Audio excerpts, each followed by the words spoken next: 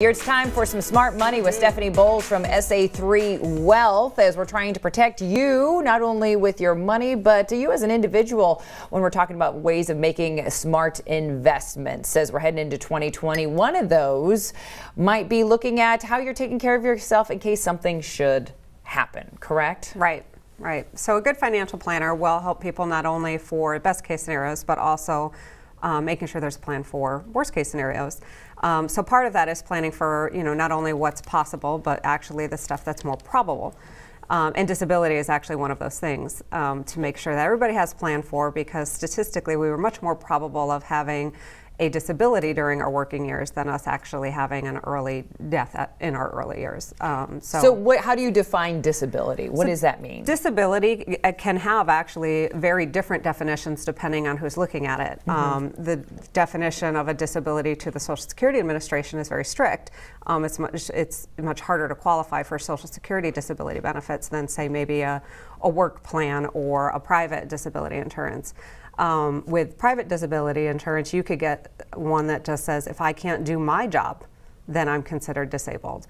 So there could be a big range depending on who's looking at you as being disabled. Let's talk about some of these statistics that we're looking at here, because I was a little like, really? Yeah. So discouraged a little bit. I think we all agree that, if we're on the risk of a disability, that we should have coverage. So 65% of people feel like there is a real need to have disability insurance, but only 20% of people actually do. So that means, 80% of people are at risk for disability but don't have the proper means to get through a disability. And then if we look at statistics for younger people today, 1 in 4 people in their 20s today will likely have a disability before the age of 67, according to Social Security Administration. 1 in 4. 1 in 4. Now, keep in mind, it doesn't necessarily always mean a permanent disability. That's what I was just going to ask. Sometimes it could be a short-term disability, whether like back injuries are a very common, disability.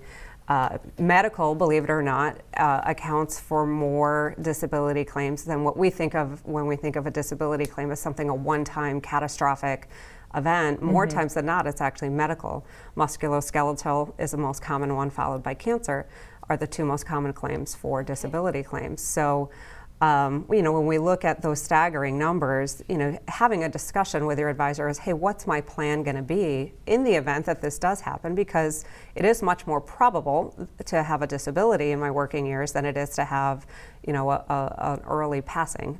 Most of us do know we need some life insurance, whether we get it through work or privately, but somehow that conversation for disability coverage doesn't necessarily always, connect with the need. And when should we start rethinking about this? If you say 1 in 4 20-year-olds before they're 65, well, when I'm 20, I'm like, nothing's going to break me. Right. We're invincible. I'm invincible. Thank you. I'm fine. And I feel like that mindset continues to happen. When realistically do they say, maybe even statistic-wise, no, you seriously need to start investing in this so you don't get caught up in a situation you can't handle? So, of course, the earlier you plan, the cheaper your premiums are going to be. And the event hasn't happened yet, so you're still insurable. If you start waiting till, you start having back problems, or you start having arthritis, or you start having things that are going to be higher risk to an insurance company, your premiums are either going to go up, or worst case scenario, you're not going to get coverage at all. So it is important to start forward thinking and not waiting till your house is on fire to try to insure. What? It's hard. It's difficult to plan for the bad things. Yeah. But in terms of, when's a good general rule of thumb to start looking at those things? One, when you are not paycheck to paycheck anymore, and when you have a need for your income to be replaced. So a lot of 2-family households, a lot of people with mortgages, student loan debt, children, those all have a need for those types of things. And there are ways that you can mitigate. A lot of disability policies, especially long-term disability policies, won't kick in until you've been disabled for 90 days. And that's a big reason we push people to have an emergency fund, with 3 months to 6 months of expenses set aside, because it may take a while, even if you did plan ahead and have a disability policy, it may not kick in right away.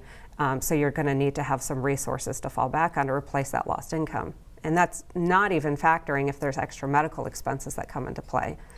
in the event of a disability too. True, and it's pretty amazing going back to those statistics where you say approximately 90% of disabilities, they're caused by an illness rather than a catastrophic event that might take place. So that means it could really happen Right. to any of us Yeah. at any time. And it might be not the most positive thing to say, but it's not a matter of if, but when. Yeah, So- the probability is quite high. Yeah. Yeah.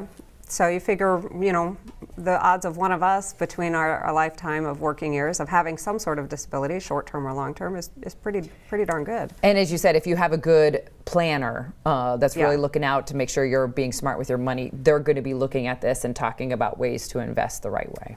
Well, and it's a combination of investing, and the first step is taking the acceptance that you're susceptible to a disability. That's probably the biggest one. One of the biggest ones. Yeah, Yeah. I'll agree with first that. Has that accept that you're invincibility susceptible, that this notion. could happen to you, and then it's okay. What am I going to do? What would I do? What would happen if we lost an If, income? Have yeah. that conversation. Think about right now, if something happened to both of your paychecks in your household, what would happen?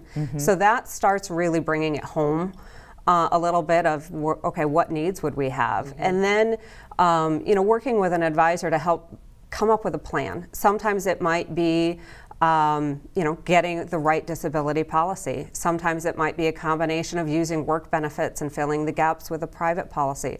Sometimes it might be building up an emergency fund to try to mitigate some of that risk. If someone's not insurable, okay, well, what's our backup plan going Right. to be? It could be, making sure you're running your household just on one of the two incomes. So if we lost one of them, it's not, going to be quite so tight. So there's a lot of ways that people can mitigate that risk. But the first thing that people have to do is realize that it's there. Yeah. And then come up with a plan with your advisor for their resources. What's the best strategy for how to tackle that risk? This is a good example of why having a financial planner, it addresses all of this, makes us aware of some of these things that maybe we aren't going to be the best at planning at or thinking about. We talk a lot about mental health and that on the program and so forth. Is that kind of coming into play? Are you seeing, how is that affecting statistics and so forth? Are you seeing those numbers grow a little bit? I don't know what the actual statistics for how much of mental health is contributing to disability, but if your policy says that you can't do your job, like if you have an own occupation disability policy, I don't know that they necessarily look at the specific cause. Okay. It's really the triggering of you physically can't do your job.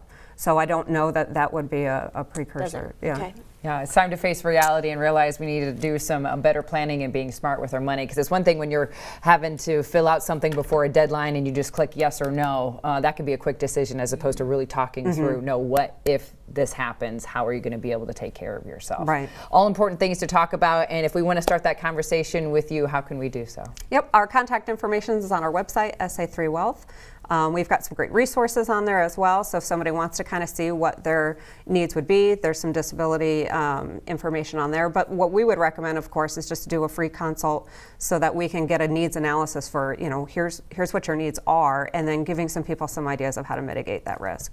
Yep. And so asking the important questions so that you're prepared for whatever might be in your future. Stephanie, thank you so much. Always great advice. Making us smart with our SA3wealth.com will get you started. Make an appointment. It's 2020. It's time to be smart with your money. You're